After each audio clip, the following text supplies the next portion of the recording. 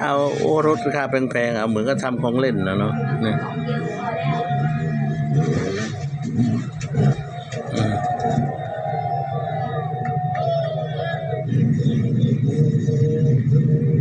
เอาเอาโอ้ยังรักรถอยู่เลย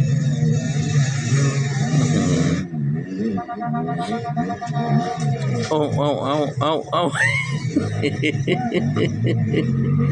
คนต้องหนีเอาคนต้องหนีเอายืนอยู่บนเนินแท้ๆเอาโอ้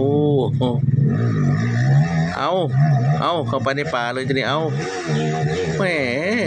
โอ้โหอะไรจะทรหดถึงขนาดนั้นนะเอาโอ้ยนี่ไหมโอ้ยหัวทิ่มหัวตำเลยเนาะเอา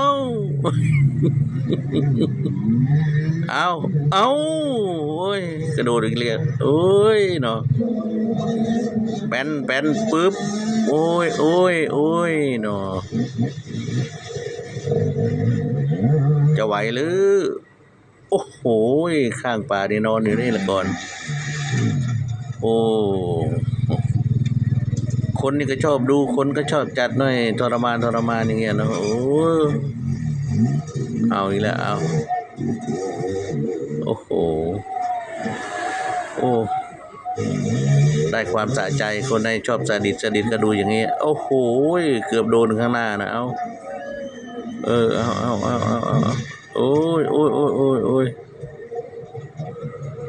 ลมลุกคุกคานอยู่นี่แหละเอาปึ๊กโอ้ยคนดูนี่ก็แหมไปยืนดูอะไรยืนถ่ายอะเอามุมกล้องเหรอ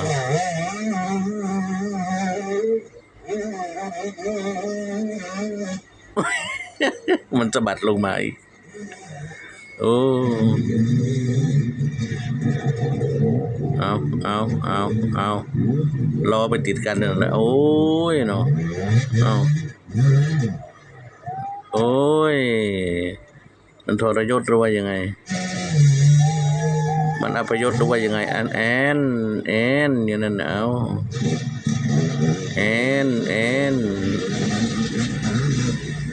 เอาโอ้ยโอ้ยนี่ไม่รู้ชุดสีอะไรก็ไม่รู้เอาสีความหน้าความหลังนี่แหละเอาโอ้ยเนาะรู้ว่าลำบากก็ยังให้ไปแข่งอีกขอให้คนดูได้ชม